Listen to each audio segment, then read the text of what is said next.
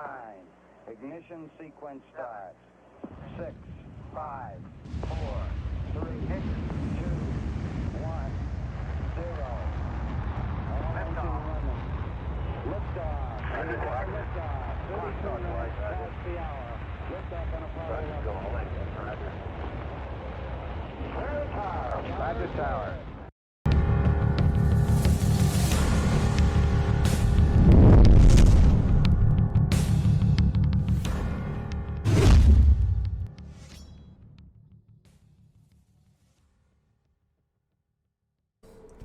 Welcome to the Alien Probe Podcast. It is Sunday, September 15th, 2024. I'm Doug. Joining me today after quite a long sabbatical, I said short sabbatical after the first take, is Deb. I'll mention your name before I forget. Got my name right. You're not Matt. No, I'm not.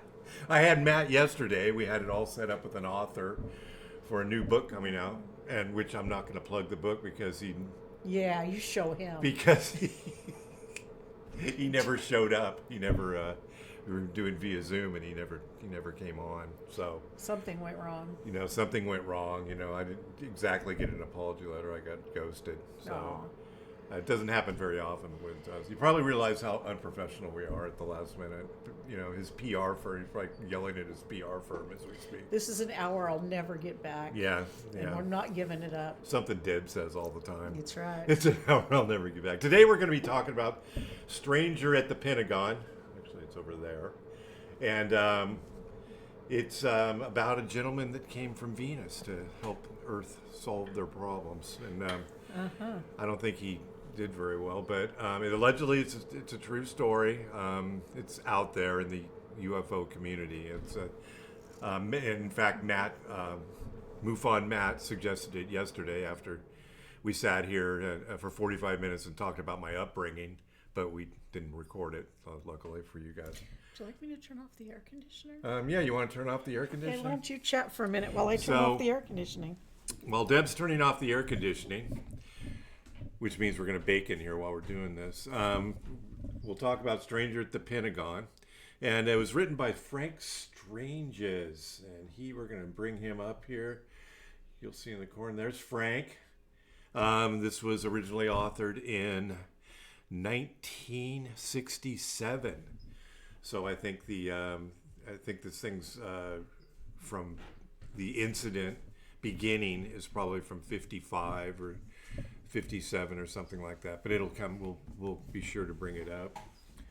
We've got some pics. So as it rolls along, there'll be a little choppy. Those of you listening in audio, we are bringing up pictures too. If you want to see it, you can check it out. And the pictures aren't very good, so I wouldn't fall all over myself. They're really grainy. They're cool pictures, but they're kind of grainy. It shows the commander of the ship that came down.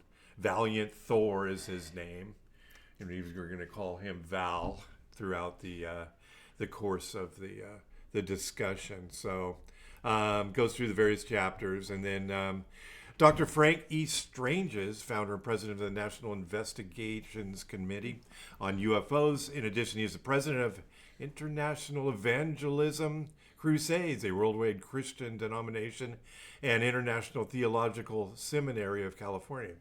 He was born in New York and educated in Brooklyn, Pennsylvania, Minnesota, and California. He holds degrees in theology, psychology, and criminology. That's a lot of ologies. That's a lot of ologies. And this has got a little, I don't want to say churchy, but as I went along and set the book up, we're going to do about 45 minutes to an hour today to get started on it. We won't do the whole book. The whole book is about 127 pages.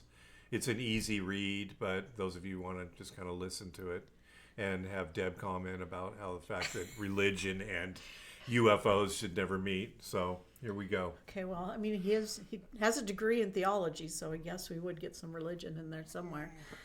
During the past 44 years, he has investigated various facets of the UFO phenomena and has authored many books on the subject. His interest began while he was attending, I don't like your page breaks, by the way, Bible college after hearing his roommate tell of an experience during the war.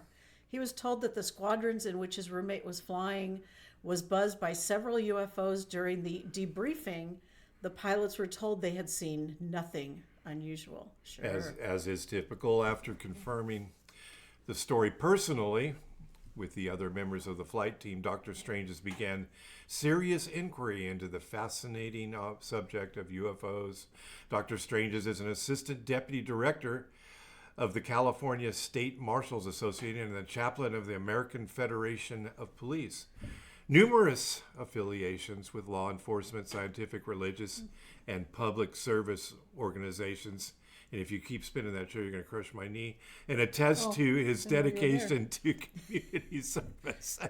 His university and college presentations are recognized as an important contribution to this understanding of the truth about the UFO phenomena today. The author wishes to express his thanks to August C. Roberts, one of the foremost photographers in the UFO field, whose photographs appear in this and prior editions.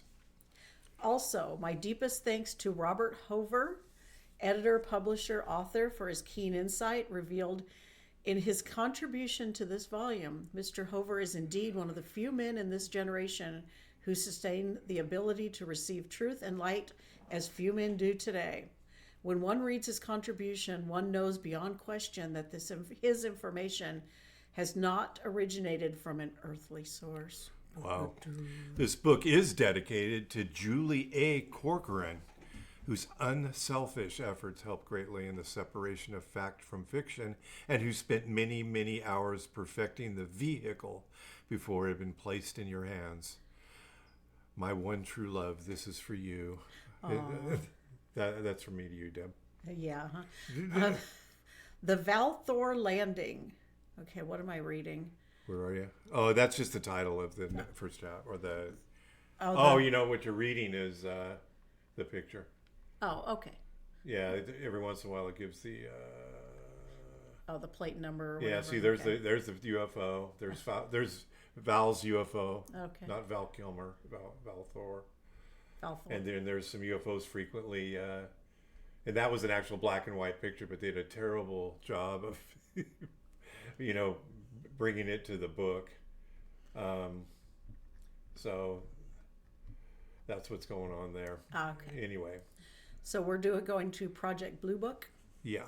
During the winter of 1956-57, the Washington, D.C. area was extremely cold, but it was a good feeling to be working in a high-security position in the Pentagon.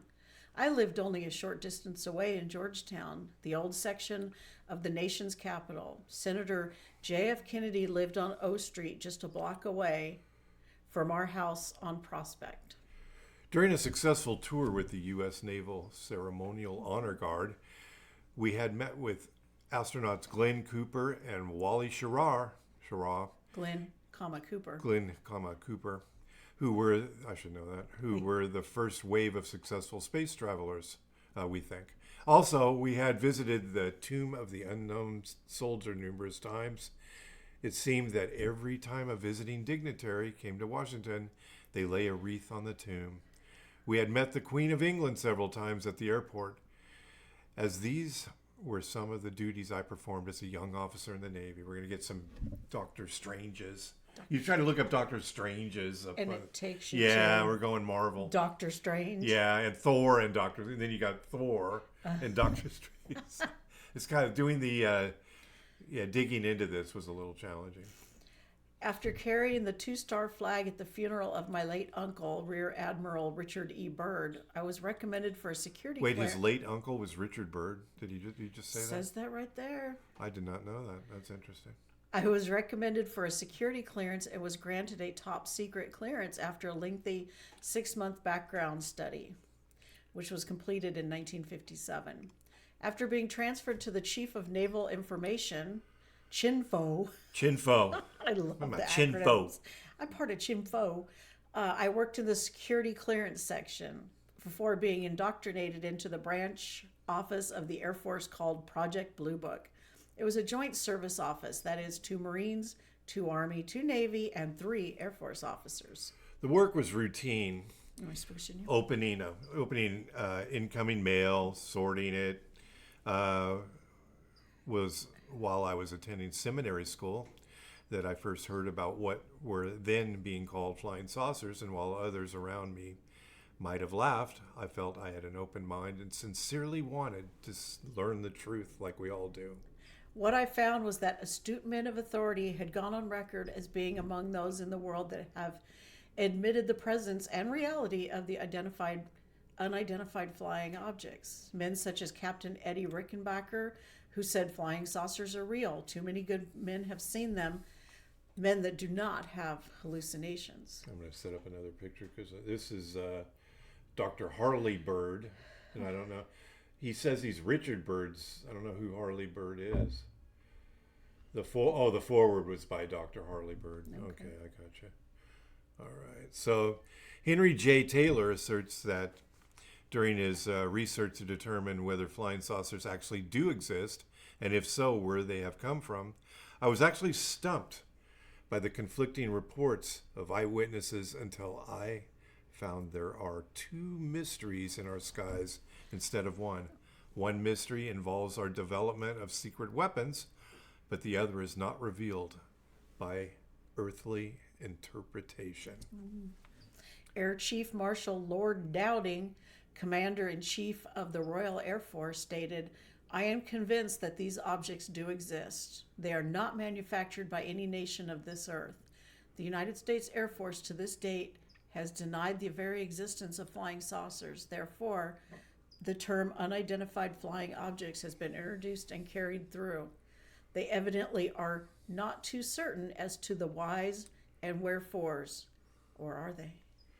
And today they changed to UAP, unidentified aerial phenomena, because Yes. UFO makes it automatically people jump to the flying saucer.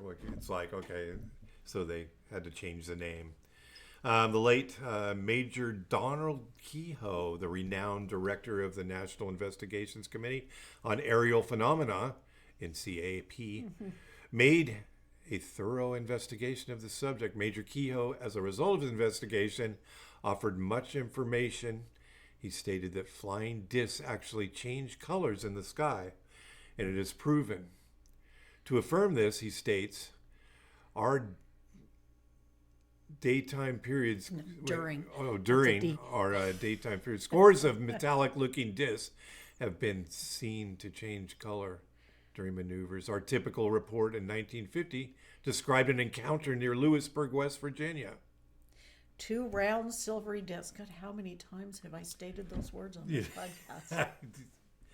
That's what I'm talking about. Two round silvery discs. Two round Hello. silvery discs had approached the Like city, Madonna. then swung into a tight, fast circle. As the maneuvers began, they both turned orange-red. When they straightened, reducing speed, the orange quickly faded and the discs resumed their normal silvery color. Also, be informed of the following event involving Captain Robert Adikes, a stocky ex-Navy pilot with 10 years service with TWA. I referred to the dramatic incident near South Bend, Indiana on the night of April 27th, 1950 at 8:25 p.m. when Captain Adikes, in the left-hand seat of a TWA DC-3, on the right sat Robert F. Manning, also a four-stripe captain who was acting as the first officer on the flight to Chicago. Bear in mind, Deb, this is going to be incident after incident like we did with the last book, which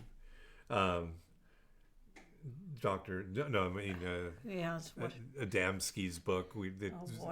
From the beginning of time to present, we just stated. So we can't just have them refer back to that one. Yeah. Refer back to that book. The DC-3 Flight 117 was cruising at 20,000 feet when a strange red light below and behind the airliner suddenly caught Manning's eye. Puzzled, Manning watched it close in, the light steadily growing in size. It was now an orange-red color, like a blob of hot metal seeping through the night sky. Craning his neck, Manning looked down on a spherical shape which glowed brightly on top, its lower half in shadow. To Adikes, it looked like a huge red wheel rolling down a road. He banked toward it, but the disc instantly slid away, keeping the same distance. Again, he tried with the same results, calling the hostess, Well, the poor hostess. Leave me alone.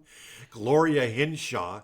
Adikes told her to alert the passengers to make sure he had plenty of witnesses. So instead of You're gonna hoping that panic. the people are asleep, say, everybody look out the window. Already attacked by UFOs. We're going to die. A report on the type of men the pilots were from the TWA offices described them both as quiet, conservative, serious, and careful. Nobody in TWA questioned that Adikes and Manning had seen exactly what they said. Gloria Hinshaw had seen the disc from the cabin and the pilot's cockpit. She told Major Kehoe it looked like a big red wheel rolling along. She also made the statement that on top it looked like it was on fire. She's a hostess. That's Luann. She would not want to be called a hostess today. No, they would not. Major Kehoe interviewed all 11 passengers by long distance calls. The first one being SN. It's funny how they have these initials. Yeah. SN Miller, manager of a jewelry company in St. Paul, Minnesota. He had watched the saucer for several minutes. He accounted for it, saying the thing was the color of a neon sign, not just the big red disc. I used to laugh at saucer stories, but not anymore. I'm a believer. That was creepy. Major Kehoe said that among other passengers who confirmed the sighting were C.H. Jenkins and D.C. Borland, engineers with the Boeing Aircraft Company. What are the odds they're on the plane? And E.J. Fitzgerald, That's a Boeing DC-3. VP of a metal equipment corporation in Chicago. Later, several officials of the International Harvester Company also admitted they had seen the glowing disc as it paced the plane. This thing was like full of CEOs and important people, wasn't it? Yeah. From back in the day, International Harvesters. When peons didn't fly. Yeah, only the bigwigs do. Now everybody does. More reports of their fiery red appearance come from the Greenville, South Carolina, where the night of May 13th, 1952, astronomers had seen 4 saucers flying, glowing a reddish yellow amber. On June 10th, 1952, intelligence reports came from Goose Bay Air Force Base that a glowing red disc approached the field at night. There is absolutely no question whatever concerning the actual existence of these flying objects. There is certainly something in the skies above us, and someone is responsible for them being there. It has been stated time and again that these objects must be under intelligent control. One of the greatest thorns in the flesh to many Bible scholars, ministers, etc., is the statement of life on other planets. It seems very strange that we who are finite beings continually attempt to force God into the test tube of our 2x4 human understanding and reasoning. We must never lose sight of the one prime fact that God is the creator, Deb, while we are his creation. There's one thing that, before you go on to the next one, that there's these series of people in the government that are above the government, not the by the people government, but we're above that, that state that the NHI, non-human intelligence, is the little green men, if you will, are demons. And when people talk about it, with Grush talking about it, and Lou Elizondo, that they're talking about the devil, and that they shouldn't do it because it's going to make them attack us. So that was one of the latest things that kind of... Don't mention the devil. You'll summon him. Yeah, and there's a lot of religious undertones. It's much more than you would think. It's interesting. During the past few years, I have met men and women from all walks of life. Many of these people are continually looking for truth, seeking for the very truths that will cause a better way of life to come up over the far horizon. Nevertheless, if we can but place our trust in God and lay hold on the blessings and provisions that are made for us through the Lord Jesus Christ, we might make the discovery that these great revelations are the grasp of every honest believer. Sound like my cousins on Facebook. Yeah, I know. You're in for quite a ride with this one.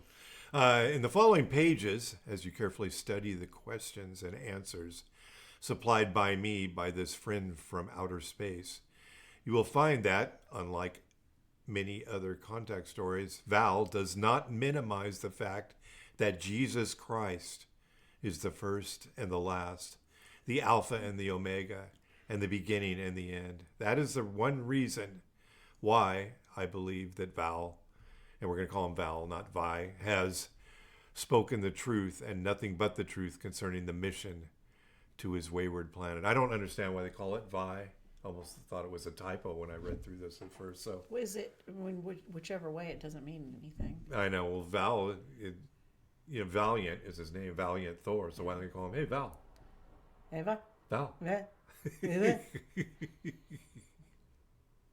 Often, events transpire that cause one to wonder if these certain events really happened or are figments of the imagination.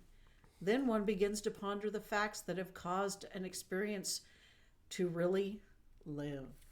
Writing this book has presented quite a challenge. The following is an account as told to me, and which involved the Earth visits of one, Valiant Thor, from another planet. The story in itself is quite unique.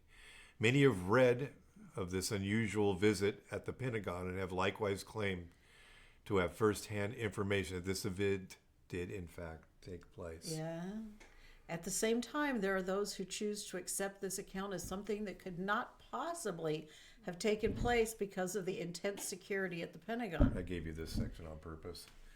Then again, The debunker. there are those who would retort that the Pentagon is the only place that could have happened. That's It will deep. be most interesting to continue watching the account develop over the coming years. And it's already, this was 57, it's already like 67 years ago, and look where we're at today. Although these incidents took place beginning in 57, they have reportedly been witnessed by many others in many parts of the world. Some of these witnesses have related the incidents, while others have chosen to remain silent because of the fear of ridicule. They would never think of openly repeating their own experiences with one claiming to be from another world. It's much different today in 2024. People don't mind talking about it. Even Debbie will talk about it, even though I don't know if she believes it. Do you believe there's people from other planets? I'm sure there are, but the fact that, every time you look at somebody, you decide they're an alien kind of, dilutes me? it. Yes, you. Yes, you. Dilutes it a little. You're an alien. Just a little. What is the percentage that would be acceptable for me to say that person's an alien? 10, 1 out of 10 instead of 5 out of 10? It doesn't. There's no way that person's Everybody you see. There's no way that person's human. Everybody. God. Everywhere. Valiant addressed a special group of representatives at the United Nations in a closed session. The ramifications of such a gathering forced the exclusion of the media from this meeting. He appeared of his own free will. The delegates were stunned, some to the point of anger, some to the point of fear. Well, they're scared, huh? He is on a special mission to this third planet from the sun and is presently working with many hundreds of his crew in conjunction with many on this planet. The following pages will reveal much, at least to those who are capable of discerning the knowledge and wisdom above all understanding. As you read through the pages, Barky's here. As you read through the pages, you will find yourself caught up in the story itself. Some of you will read with great delight and desire. Others will read with an eye to ridicule. However, as you read, you must certainly agree that during the past 60 years, we have come a very long way in the related fields of science and technology. Yeah, so this is in 57, so it's 1900, I where wasn't we are. born yet. 50? No, you weren't born even in 57, were you? Oh, I was not. No. But then in 1900, which has been 50 years, 60 years earlier, the late 1800s, we're still like in the in the Western, As you continue to read, please remember that any decision you choose is entirely up to you, Deb. Strive to maintain an open mind, Deb. The things that we think we know, we do not know at all, while the things we do know are oftentimes revealed to us surrounded by pure golden light, thus enlarging our capability to believe. A dog's walking by the house, I there saw will be that. barking. This might well be the year that UFOs will prove once and for all that we are not alone in this expanding universe, and that we, members of the human family, might conceivably learn that our family ties are not restricted to this planet Earth. Remember, you are never alone.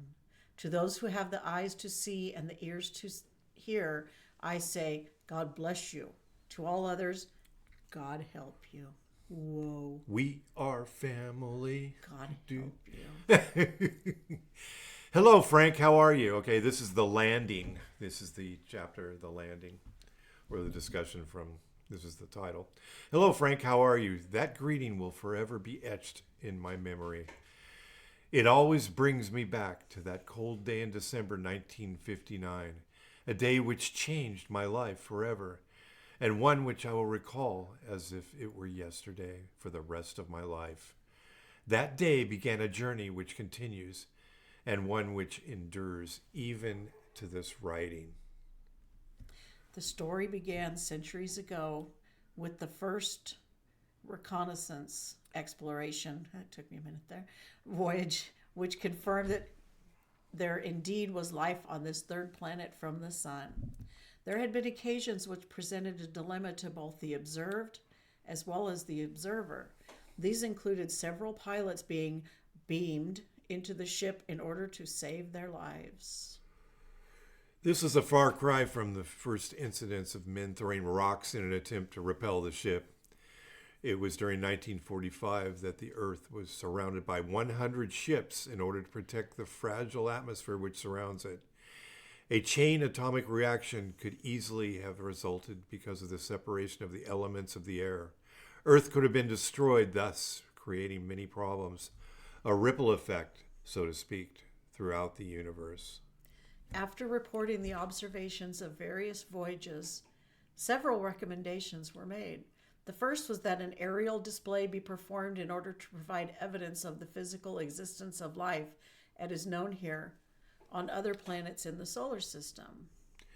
This was completed during the Truman administration over the Capitol building in Washington, D.C. Newspapers reported the occurrence complete with details of the chase. What they didn't report was that the UFOs were not visible below the planes which had been sent up. They were only visible to those on the ground. The second recommendation was for physical contact with world leaders, beginning with the United States. That's probably not a good choice. March 16th, 1957, in Alexandria, Virginia, one of the finest leaders of the planet Venus, operating under direction of the Central Control, and who had been chosen to make the contact as well as direct the project, landed his craft and was met by 2 police officers, weapons drawn. That's America for you. A thought transference quickly convinced them that he meant no harm, and he was ushered into the back seat of their patrol car. Yeah, that's how we roll. That's right. Alexandria is where the Pentagon is, so I guess that's what they're saying. After crossing over into Washington, D.C., they were met by the Secretary of Defense, along with 6 of his staff members. Soon, police from every conceivable district and agency had joined in, all trying to claim their right to escort him to President Dwight D. Eisenhower. Although his own version of the power of positive thinking, he was able to dismiss them all and soon passed through the security post, followed by an Air Force captain. Meanwhile, his presence in the area had thrown everyone into a dilemma. The introduction he held from the High Council worried them because, though not written in any earthly language, their minds were given power to properly translate the inscribed message. Captain Gould, that's not his real name, asked him to remain after downing 2 plain bourbons, muttered, "My God, why couldn't this have happened on my day off?" Don't blame him. You wouldn't want to witness that? Yeah, I wouldn't mind. there's a picture of Val with. We have pictures of Val. You want to see what he looks like? Yeah, show me Val. He's here with his writing tablet somewhere. My leg's going to sleep. There he is. Oh wow, he's got his hand all ready to take notes. There. Yeah, he's a handsome devil, isn't he? That's Val. That's Desi Arnaz. Desi Arnaz. There he is with his writing tablet. Yeah. Right there. Hey, how's it going? You taking my picture? Suddenly, the door opened and 6 armed guards led Val to what appeared to be an elevator. It went rapidly to the bottommost level. Maximum security was in place. After transferring to the underground train, they sped toward the White House. They have an underground train from the Pentagon to the White House. I bet you didn't know that. That's amazing. 6 officials, 6 armed guards, and 3 Secret Service men escorted him into the office of President Eisenhower. From behind the desk, the president rose, while the Secret Service men remained nervous and uneasy. As he extended his hand to shake that of the president, the Secret Service men drew their revolvers and pointed them at Val. Following the nod of the president, they reluctantly lowered their guns. Well, as well they should. Standing in front of his desk, the president said, "Of course you know we have suspended all rules of protocol. I have a good feeling toward you. Please, sir, what is your name?"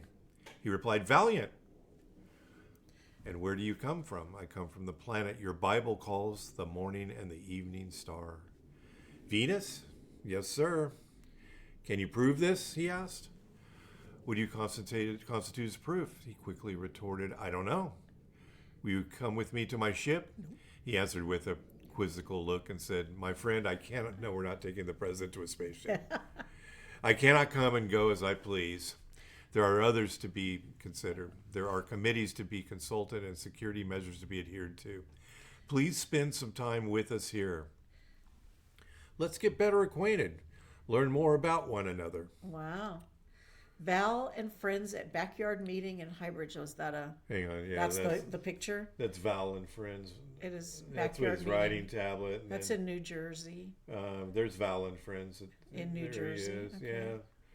Yeah. Look at how fancy she is. She's all pretty. Her hair's all complicated. I don't know. He's not one of his people, is it? I don't know. You're starting from here because I said another. And perhaps soon you start right there. Oh, and perhaps soon, real soon, well, we shall see. Richard Nixon. Richard Nixon at the moment, another gentleman. At that moment, another gentleman rushed into the room. It turned out to be Vice President Richard Nixon. He appeared to Val to be very sharp, quick-witted, and with fixed eyes and an amazing aptitude toward speed and proficiency. "My name is Valiant," he said as the vice president thrust his hand out without hesitation. "You have certainly caused a stir for an out-of-towner." That's what they call. That's what Lou Elizondo calls them. They're the out of town. The aliens. He says they're from out of town. Far out of town. Way far out of town. The vice president smiled as he continued.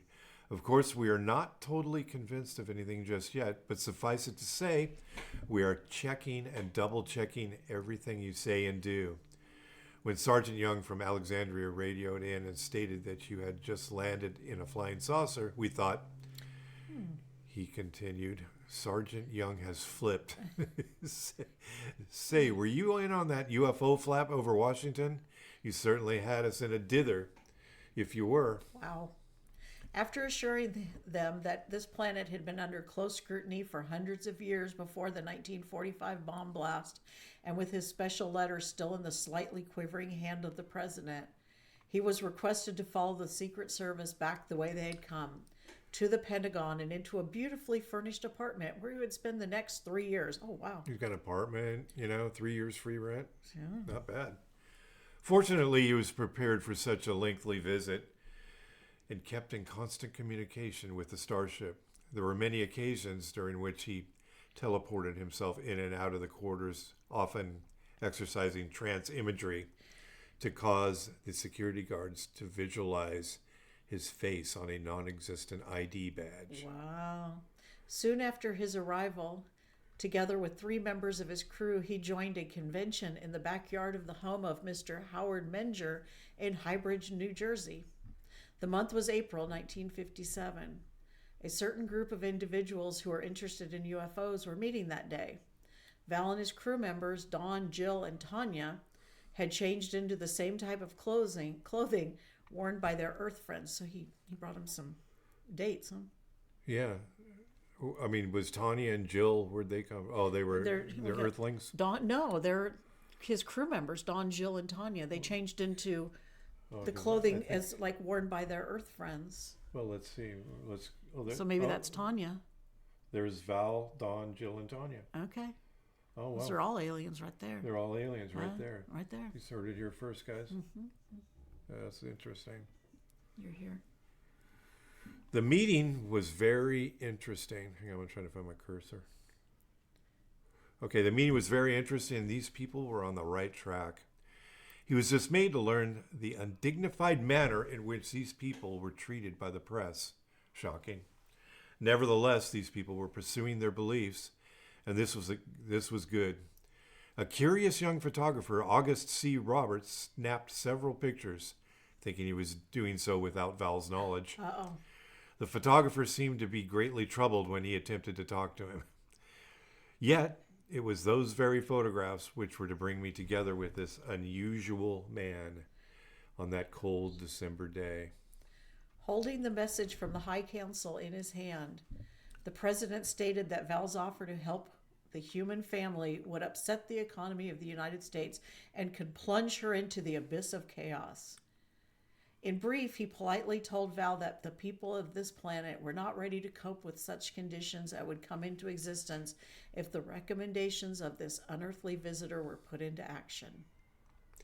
Nevertheless, he was invited to assist a number of scientists who were out working on medical projects directly associated with space sciences.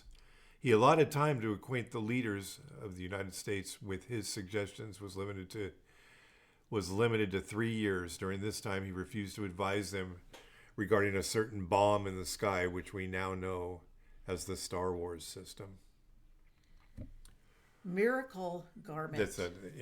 That's your report. This is on fashion. My fashion, okay. That's Deb's fashion report. In his apartment, he was able to maintain communications with his ship and was kept informed of the growing world tensions. His uniform underwent rigid tests at that time. By today's standards, they would now be obsolete. They attempted to penetrate the material with a diamond drill bit. Don't touch my clothes with drill bits, but it snapped under pressure. Acid rolled off the uniform and burned a hole in the box. Oh, no. Oh, floor. You moved on me there. Oh, sorry. They fired a high velocity rifle at the uniform, but it failed to pierce it.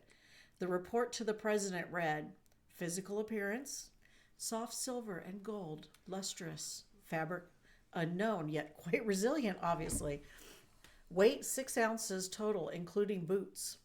Cut, close fitting like a tunic. No cuffs, pockets, but tons of zippers, clips, or hooks. That's weird. According to all the RX-2T tests, indestructible. It's quite a uniform. That's pretty wild. Little So what do you think? You want some of that? They don't have spots on their shirts that make them have to change clothes. Debbie made me restart the podcast today because I had a spot on my shirt. Yeah. It's your fault. You bought me a burrito supreme and I spilled. You spilled a little sour cream on there. Finally, a bright-eyed colonel escorted him to a place where the final test would be performed. Val looked at the laser equipment amusingly. That thing's nothing. Upon command, the laser aimed a fine line of intense light amplification by stimulated emissions of radiation. Say that 6 times. The colonel began his discourse that this device contained a crystal synthetic ruby in which atoms, when stimulated by focused light waves, amplify and concentrate these waves, then emit the beam. As the colonel continued to speak on, his smile gave way to utter dismay. The ray being totally ineffective against the garment, he babbled on long after the laser had been turned off. He reiterated how powerful the U.S. had become since the splitting of the atom. He gave Val a lesson in atomic fusion. He went on to state that when a chain reaction of nuclear fissions is set off by a neutron bombardment in the atoms of a charge of plutonium or uranium isotope with an atomic weight of 235, an intense quantity of energy is suddenly released. Very good, Deb. Very scientific. Almost like I Way know to my go. You're mouth almost right like a there. scientist. That's right. The good colonel finally talked himself out, and Val was conducted back to his quarters, along with his uniform, of course. 1959 was fast drawing to a close. Chiefs of state were in a constant turmoil, and confusion was the rule of the day. Indecision caused delay after delay. Economists and industrial giants conferred on politicians and military heads daily. The government leaders could not reconcile Val's being in position to force their hand if he so desired. Several scientists, attempted to learn the secrets of interstellar travel without success. Christmas week was now upon us.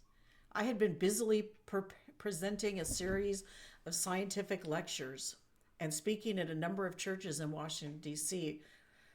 Earlier that month, I had returned from Cuba, where I met personally with Fidel Castro. This guy gets around. Yeah, he does. Unbeknownst to me, Val, working with Nancy Warren. Oh, God, it was so weird. It was like Nancy War. War. Nancy Warren. She was one of only a few since his arrival at the Pentagon, in whom he was able to discern an honest and open heart, and who loved Almighty God, her country, and her fellow man. That's right. Formulated a plan whereby I would be contacted inside the Pentagon. Many Earth people live one life openly, while in their hearts and minds they live quite another. Double-mindedness seemed to be a way of life in the Pentagon building. That doesn't change, I don't think. That served as the busy nerve center of the nation. Val once remarked to me that he had never witnessed in one central location such concentrated confusion. That's government. Nancy attended the lecture/service which I conducted at the National Evangelistic Center, pastored by Dr. John Mears in Washington, D.C. Following the conclusion of my talk, she approached the platform and asked to speak to me.